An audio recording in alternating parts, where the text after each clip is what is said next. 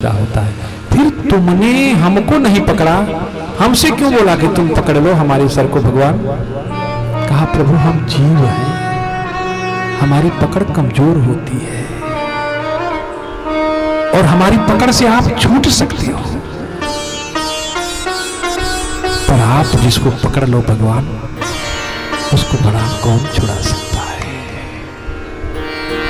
आप जिसकी बांस थाम लो भगवान, आप जिसकी बाह पकड़ लो उसको भला कौन गिरा सकता है। भक्ति तीन प्रकार की होती है। एक मार्जार भक्ति है बंदरों की। बंदरों के बच्चे बंदरियों के पेट में चिपक के पड़े रहते हैं, एक डाल से दूसरी डाल, एक छज्जे से दूसरी छज्जा। बंदर छलांग लगाते हैं ना, कई बार मां का पेट स्तन छूट जाता है और बंदर के बच्चे नीचे गिर पड़ते हैं और असमय काल कलवित हो जाते हैं।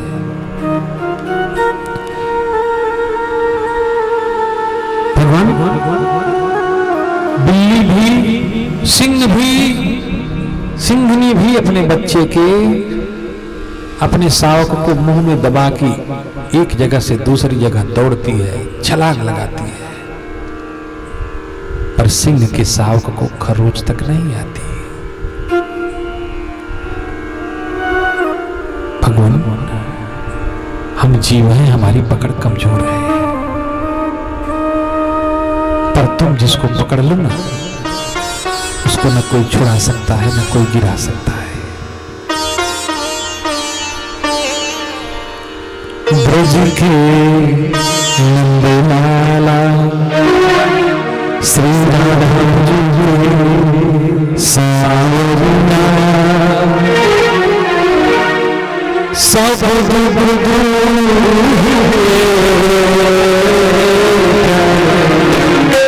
जब तेरा नाम हुआ, तेरा नाम हुआ,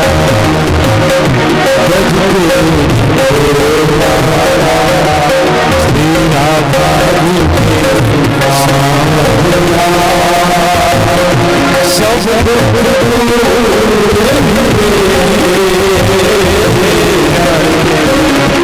तेरा नाम हुआ, जब तेरा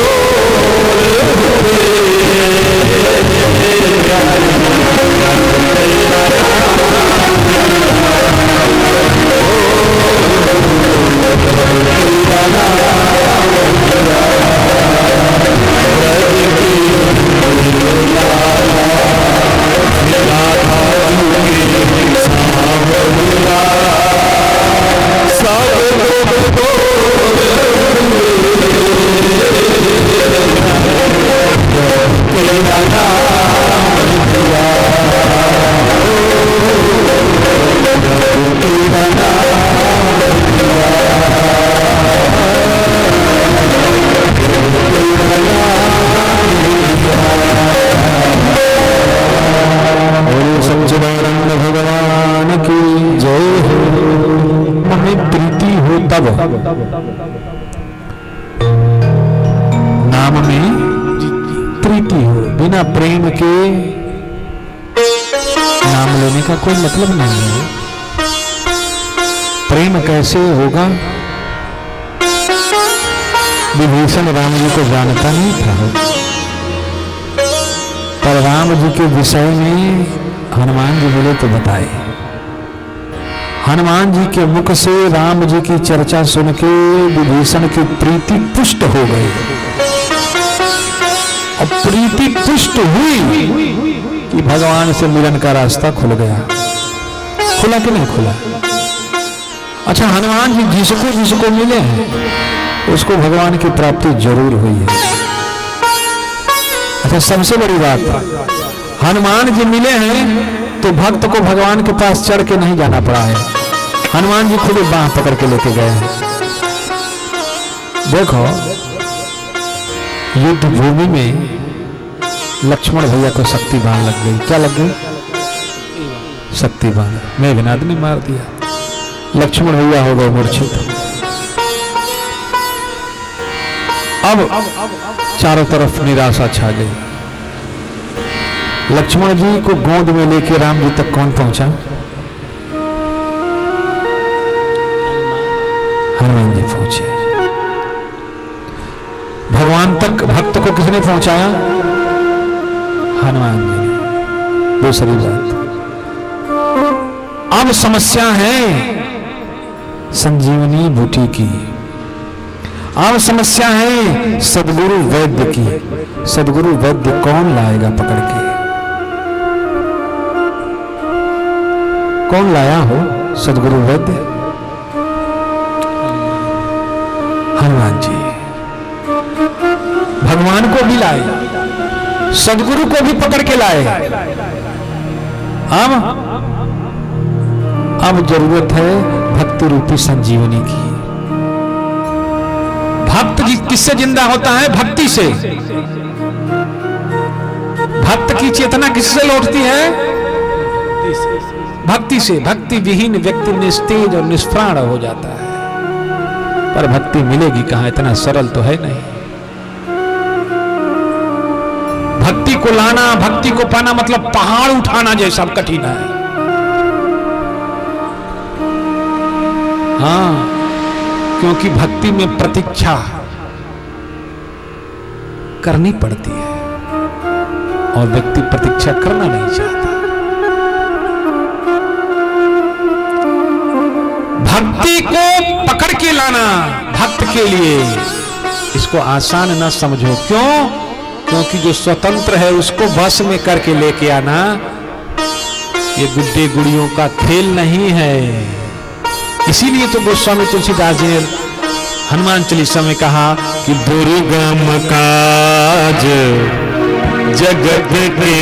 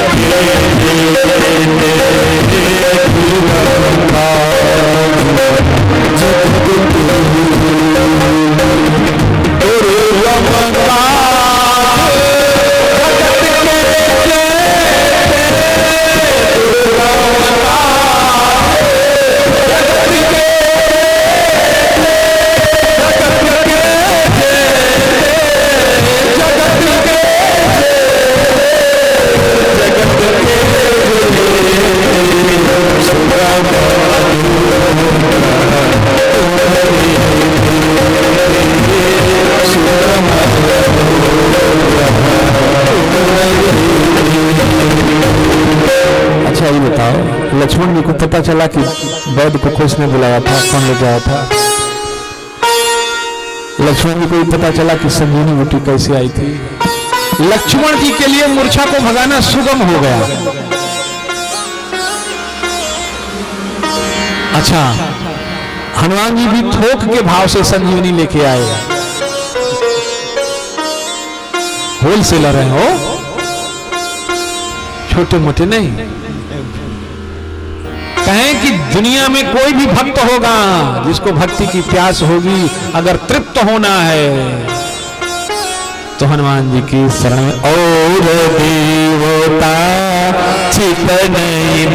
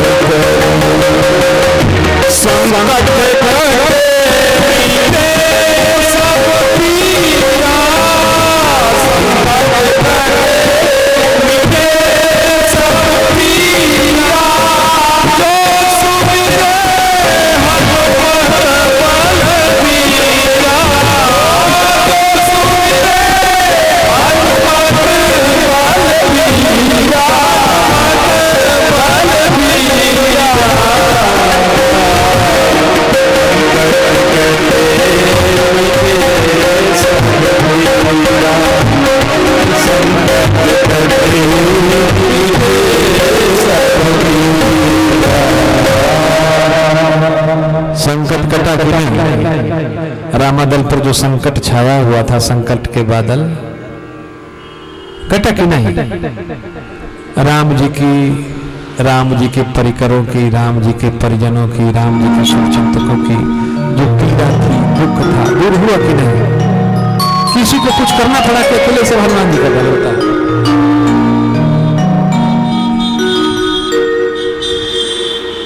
एक ही साधु सब सधी, सब साधी सध जाए। एक ही को साध लो। किसको साध लो?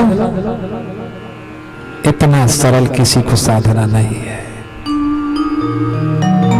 और हनुमान जी ने तो भगवान के सामने संकल्प भी लिया है। कितने लोग भूत प्रेत से परेशान हैं, हाकनी डाकनी चुड़ैल से परेशान हैं, ओझा सोखा के पास जाते हैं, अजीठी लेकर के चले जाते। जबकि राम जी से वचन दिए हैं हनुमान जी की, मारू मारू धरू धरू धरू मारू, मारूंगा, पकड़ पकड़ के मारूंगा, शीश भी तोड़ूंगा, भुजा भी उखाड़ूंगा। किसकी? जो तुम्हारे भक्तों को परेशान करेगा। भूत पिचास निकट नहीं आवे, महावीर जब नाम सुनावे। इन्हें मारूं तो ही शपथ राम की, राखूं लाज मर्याद नाम की। तुम्हारी शपथ है भगवान, जो तुम्हारे नाम का आश्रय ले लेगा, क्या मजाल है हमारे रहते भूत पिचास उसको परेशान करे।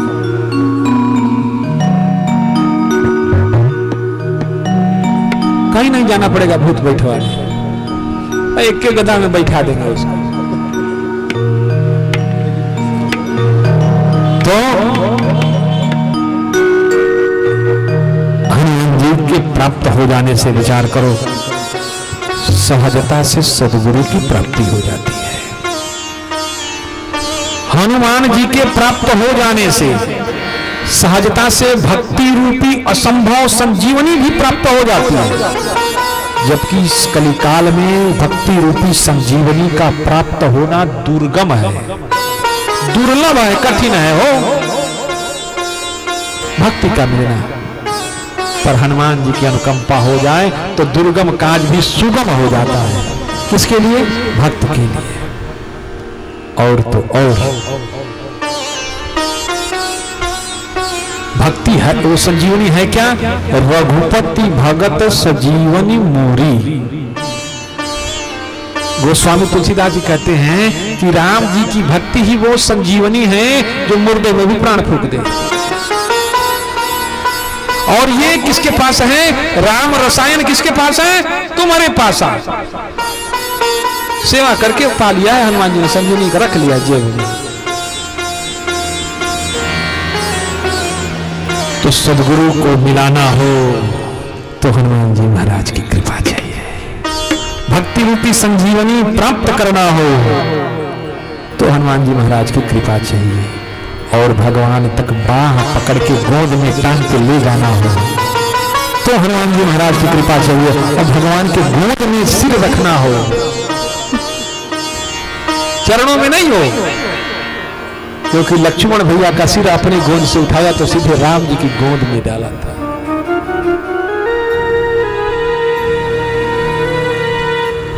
इसलिए मैं अक्सर कह रहा हूं माई बाप कि पुस्तकों को पकड़ के, शब्दों को पकड़ के ना बसो, ना बैठो, फंस जाओगे। शब्द क्या है? इंद्रजाल की तरह है, इसका कोई अंत नहीं है। घनघोर बिहड़ है, जंगल है, उलझते चले जाओगे। अल्पस्य कालम बहुलस्य विद्या, समय कम है, शास्त्र और सद्ग्रंथ बहुत है। क्या किया जाए? इसको क्या बोलते हैं? पुस्तक। क्या बोलते हैं? पुस्तक। अच्छा, पुस्तक का काम केवल पुश करना होता है। पुस्तक का काम क्या होता है? पुश करना। पर कौन पुश करे हो? पुश करने का अवसर ही लोग कहां देते हैं? बस उसी को पकड़ के बैठ जाते हैं और जीवन निकल जाता है, हाथ कुछ भी नहीं होता।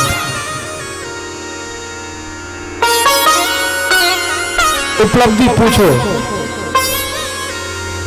तो लोग इतने में ही संतुष्ट हो जाते हैं कि खाली हाथ आया बंदे खाली हाथ जाएगा।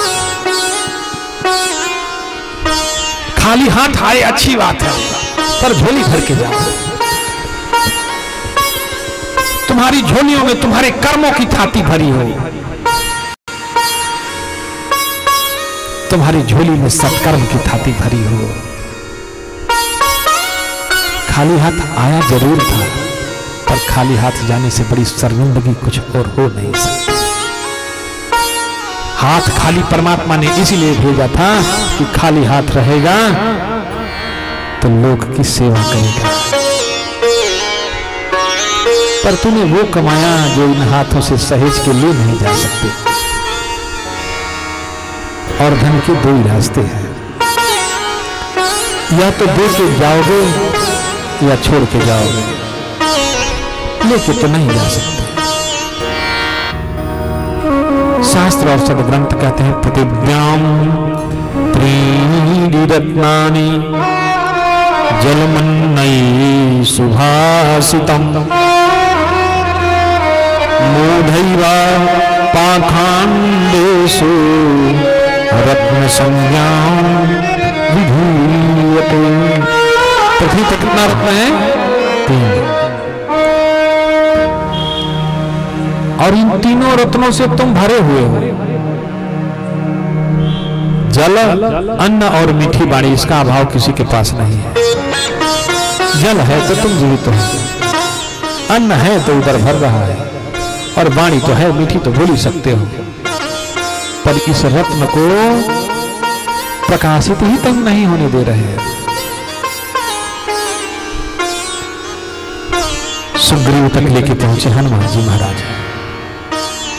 सुग्रीव भगवान को देख करके शरणागत हुआ, अपनी व्यथा सुनाने लगा। संसार के जीव किसी महापुरुष के पास जाएं तो उनकी अपनी ही बातें बहुत होती हैं। भगवान भी सोचा कि चलो सुन ही लें, वरना यह सुनने वाला है नहीं, संसारी जीव है। हनुमान जी के निवेदन पर राम जी ने सुग्रीव से मैत्री किया। भगवान के पास 4 प्रमुख गुण हैं, वैसे तो भगवान के 6 गुण होते हैं। साम दाम दंड भेद। साम मतलब भगवान में समता है, भगवान सब कुछ समान समझते हैं। भगवान और जो भी भगवान का है वो सब सबके लिए समान है और सबके लिए फ्री भी है एक तरह से। और परमात्मा ने जो मुफ्त में दिया है उसकी कीमत इंसान मुफ्त की कीमत कहाँ समझता है। सरकारी अस्पतालों में 1 रुपए की पर्ची और फ्री में मेडिसिन मिल जाता है, और फ्रिज में अलमारी पर पड़े पड़े खराब हो जाता है।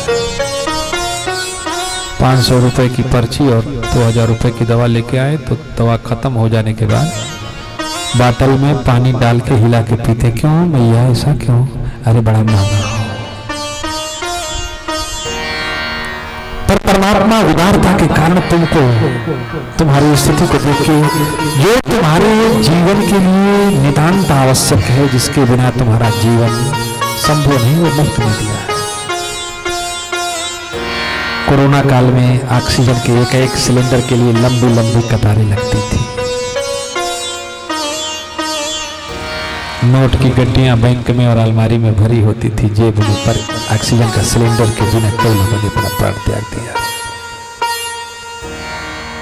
और वही हवा, वही ऑक्सीजन भगवान तुमको मुफ्त में दे रहा है। पर कब तुमने परमात्मा का एहसान माना है? हे ठाकुर, ये जो अंदर बाहर आ रही है, जिससे हम सजीव हैं, सदैव हैं, चैतन्य हैं, ये हवा ही तो है।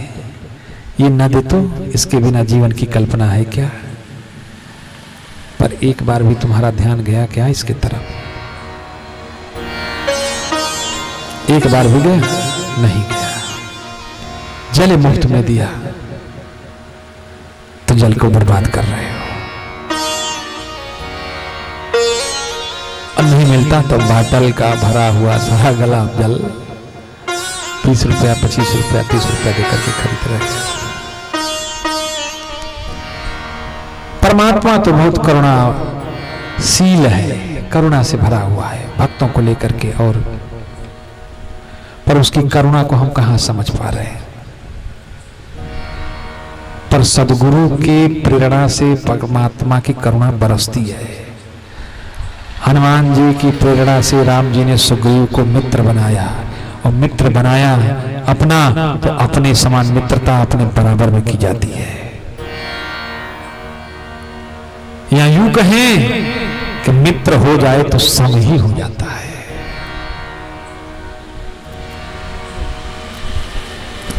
अर्थात राम जी ने सुग्रीव को बंदर नहीं रहने दिया हो। अब कहीं भी जाए सुग्रीव तो राम जी के मित्र के रूप में जाना जाए। बड़ा हो गया, मित्रता तो वही है।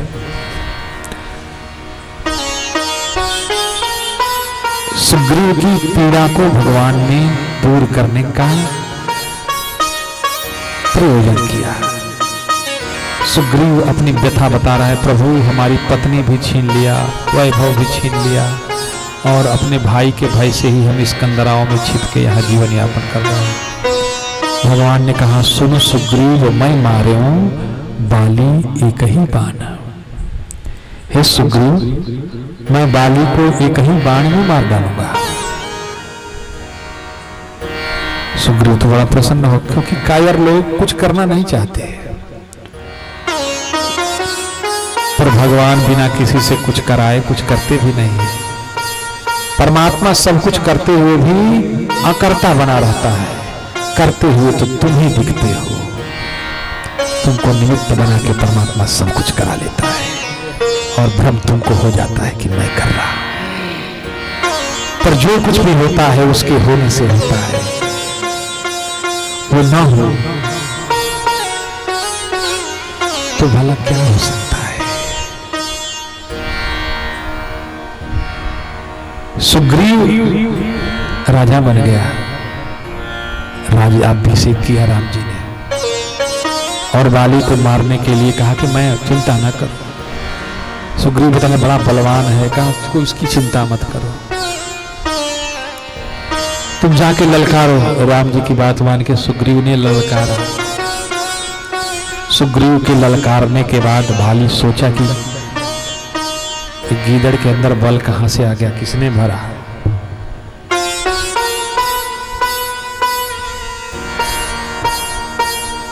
क्रोध में बाली गर्जा, बाहर निकला, पर सुग्रीव बार बार मुड़ के किसके तरफ देखे, राम जी के तरफ। हाथ में क्या है, अब गदा। भगवान क्या अपने ऊपर दोष लेंगे? भगवान की पत्नी को हरा है कि तुम्हारी पत्नी को? अब भगवान अगर सामने से आके बाली को मारे तो लोग कहेगा नहीं कि जिसकी पत्नी हमारे थे उसको कोई ऑब्जेक्शन ही नहीं है, कोई दिक्कत ही नहीं है, आप कौन होते हैं? अब जितनी बार बाली प्रहार करे ना, सुग्रीव मुड़ मुड़ के राम जी की तरफ देखे, एक भी गदा नहीं मारा। राम जी ने कहा, है संसार के निठल्ले और निकट्ठू लोगों, अकर्मण्यता से परमात्मा की प्राप्ति कभी नहीं हो सकती, न कार्य की पूर्णता कभी हो सकती। क्योंकि मैं किसमें बसता हूं? सत्कर्म में बसता हूं। किसमें बसता हूं? सत्कर्म में। और गीता में भगवान कहते भी हैं कि तुम्हारे अधिकार में जो है वो तू कर, और मेरे अधिकार में है वो मैं करूंगा। कर्मण्येवाधिकारस्ते मा फलेषु कदाचनम। कर्म तो तू करना। अब तू खेती न करो तो तुम्हारे घर में अनाज पहुंचा दे, तू खेती कर, 2 मन की जगह 4 मन का उत्पादन मैं करूंगा, पर करेगा तब न रे। और न करे, अगर तुम्हारे घर में भर दूं तो भगवान को कहेंगे कि ये तो भगवान भेद करते हैं, अपना पराया पहचानते हैं। तो बाली के हाथों कुटाई हुई जब सुग्रीव की, तो भाग के गया भगवान के पास, और भगवान के पास जा करके लगा रोने। कहा, अब हमको राजपाट नहीं चाहिए। तो क्या करोगे? कहा, बाबा बन जाएंगे। बाबा बन जाओगे? कहा, हाँ, अब जंगल में बैठ के भजन करेंगे। तो कहे कि भजन करना का इतना सरल है निठल्ले, जो अपने हक के लिए लड़ नहीं सकता, जो अपने कर्तव्य के साथ न्याय नहीं कर सकता, जो अपनी आत्मा के साथ अन्याय करे, आत्महंता भला दूसरे का भला क्या करेगा।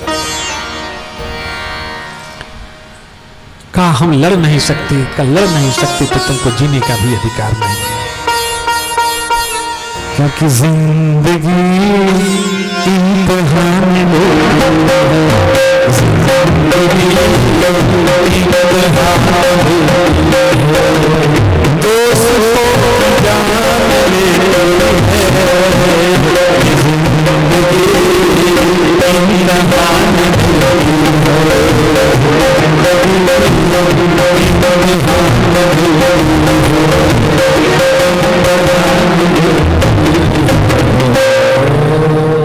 मैं लड़ूंगा सुग्रीव, तुम्हारे लिए लड़ूंगा, छोड़ूंगा नहीं, पर मेरी भी मजबूरी है, मेरी भी जवाबदेही है समाज के प्रति। इसलिए मित्र, तुम लड़ो, तुम अकेले नहीं हो। सुनो सुग्रीव, मैं मारे हूं बाली एक ही बात। राम जी ने कहा, तुम दोनों जुड़वा भाई हो। जुड़वा भाई मतलब धर्म और अधर्म दोनों जुड़वा ही है। एक ही गर्भ से दोनों की उत्पत्ति होती है। जहां से सुग्रीव आया वहीं से बाली भी आया, जहां से धर्म वहीं से अधर्म। अधर्म कुछ होता नहीं मेरे भाई, धर्म का न होना ही अधर्म है। अज्ञान कुछ नहीं होता, ज्ञान का अभाव ही अज्ञान है। असफलता कुछ नहीं होती, सफलता का न होना ही असफल। कुछ पाने के लिए कुछ करना पड़ता है, और बिना कुछ किए तो कुछ भी नहीं होता। विचार करना, सफलता के लिए संघर्ष करना पड़ता है, पर कुछ भी ना करो असफल तो स्वतः हो जाओगे। जीतने के लिए लड़ना पड़ता है, तुम केवल लड़ो मत, हार तो स्वतः जाओगे।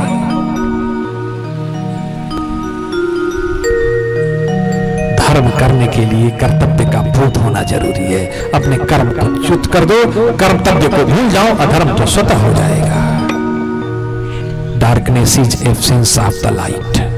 Then time not available light, so darkness. But darkness is not gone. प्रकाश की अनुपस्थिति का नाम अंधेरा है, पर प्रकाश के आ जाने से अंधेरे का समूल विनाश नहीं होता मेरे भाई। प्रकाश के भय से अंधेरा छिप जाता है, पर खत्म नहीं होता। और जिस क्षण प्रकाश की लौ मध्यम पड़ती है, फिर वही अंधेरा अपना साम्राज्य जमा लेता है। ठीक वैसे ही मेरे प्यारे, आत्मज्ञान के बिना तुम्हारा जीवन अंधेरा ही है। पोथी पढ़ी पढ़ी जगमुआ, पंडित भया न को। बार बार कह रहा हूं, यह सत्य नहीं है, सत्य का प्रतिबिंब है। शास्त्र, सदग्रंथ, सदवचन सत्य के प्रतिबिंब है। सत्य शब्द सत्य का प्रतिबिंब है, शब्द सत्य नहीं है। शब्द सत्य का पूरक हो सकता है, पर सत्य नहीं हो सकता। क्योंकि शब्द को पकड़ने से तुम्हारा भला नहीं होगा, शब्द के संकेत को पकड़ के उसका अनुगमन करने से तुम्हारा भला होगा। जैसे आईने में दिखने वाली परछाई सत्य का प्रतिबिंब है, सत्य की परछाई है पर सत्य नहीं है। सो वैसे ही शास्त्र और सदग्रंथों में जो बातें लिखी गई हैं वो सत्य का प्रतिबिंब है, सत्य की पूरक है। पर अगर इसी को सत्य मान बैठे ना, सत्य मान के इसी को पकड़ के बैठ गए ना, तो सत्य तक नहीं पहुंच पाओगे, सत्य से बहुत दूर हो जाओगे। जैसे बरसात बताने वाले पंचांग को निचोड़ देने के बाद भी एक बूंद पानी आता है क्या? मोबाइल बता रहा है ट्रेन कहाँ है, बता तो रहा है पर क्या इसमें ट्रेन है? ये संकेत दे रहा है। इसको देख के उस तक पहुंचना पड़ता है, शास्त्र को पकड़ के, सदग्रंथ को पकड़ के अपने तक लौटना पड़ता है। पर ना ऐसे तो कुछ होने वाला है नहीं।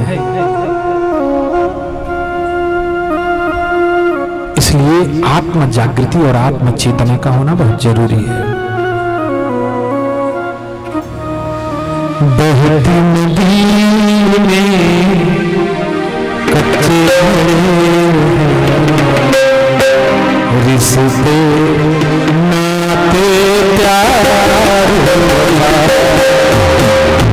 बहती नदी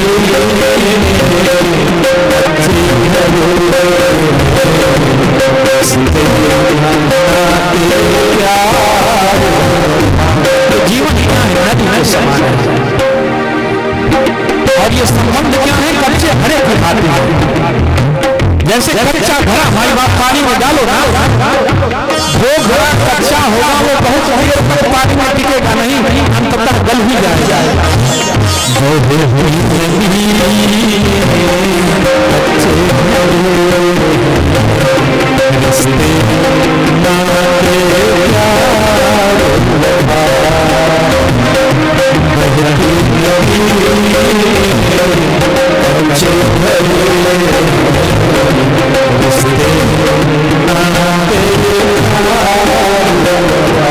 जीवन की नदी अपने कुओं में बह रही है।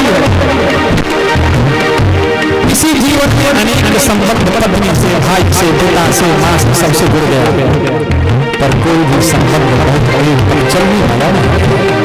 क्यों?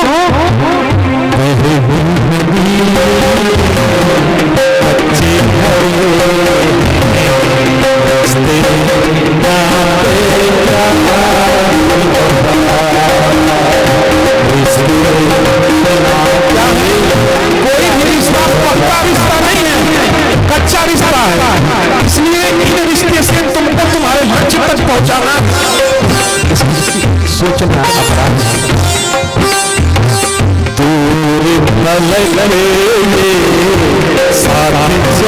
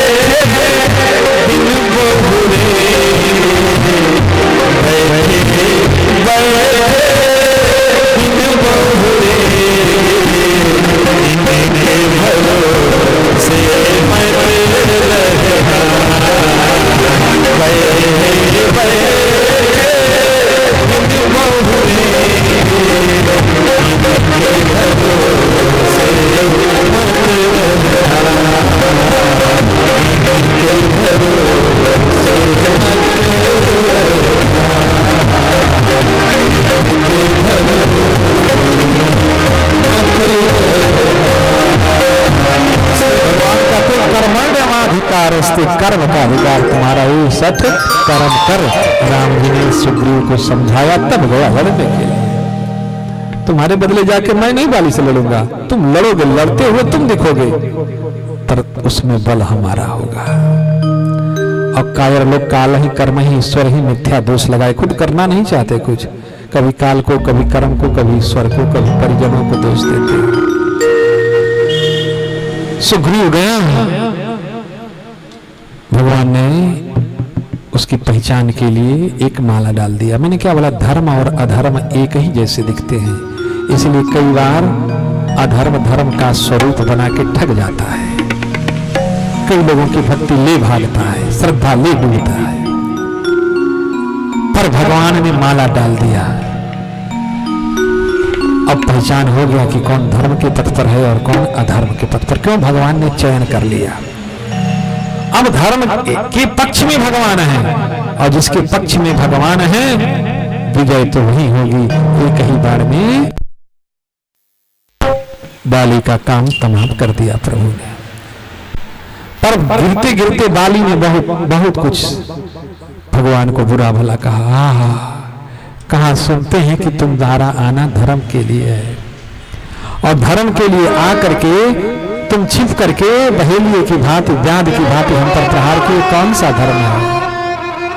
और हम तो दोनों भाई थे, आपस में निपट लेते, तुमको बीच में पड़ने की क्या जरूरत थी?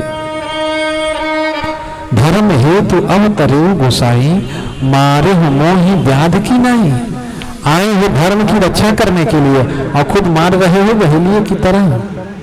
राम जी ने कहा, बाली, अधर्मी व्यक्ति धर्म की बहुत अच्छी तरह से व्याख्या करता है, पर व्याख्या करता है, धर्म को जीता नहीं है। और धर्म को जीने वाले के पास बोलने का समय कम रह जाता है। और धर्म पान नहीं है जिसको खा करके जवान से मुंह लाल कर लिया जाए। धर्म तो जीवन पद्धति है, आचरण में दिखती है।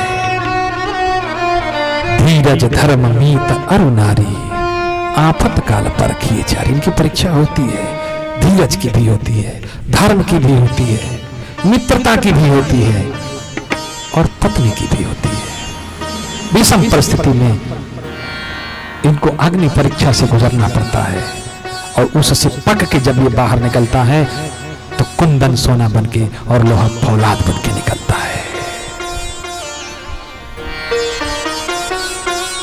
पर प्राण छूटने से पहले बाली ने राम जी के हाथ में अंगद का हाथ सौंपा। राम जी ने कहा, बाली, अनुज वधु भगिनी सुत नारी, सुनु सठ कन्या समय चारी। कौन कौन? अनुज वधु मतलब भाई की पत्नी, भगिनी बहन का पुत्री, सुत अपनी पुत्री, और सुत नारी मतलब पुत्र की पुत्री। ये कन्या के समान है। अनुज वधु भगिनी सुत नारी, सुनु सठ कन्या सम ए चारी। इन्हीं कुदृष्टि बिलोके उजोई, ताई बधे अपराध न होई। बाली की आंखों में अश्रु थे पश्चाताप के, और पश्चाताप को कहते हैं कि बहुत सारे पापों को जला के नष्ट कर देता है। पश्चाताप की अग्नि में जल रहा बाली को राम जी ने जब देखा ना, कहा, बाली तू कहा तो तुम्हारे अंदर प्राण दे देता हूं। कहा, भगवान, जो फला है सो झड़ेगा भी, जो उदय हुआ है उसका अस्त होना भी निश्चित है, जिसने जीवन को पाया है उसका मृत्यु होना भी निश्चित है, जो बसा है वो उजड़ेगा भी। तो बाली का जीवन भी कभी न कभी तो उजड़ेगा, पर क्या पता उजड़ते समय राम होंगे कि नहीं होंगे। इसलिए हे नाथ, इससे बड़ा सौभाग्य तो बाली का हो नहीं सकता कि आप सामने हो। इतना तो करना स्वामी जरूर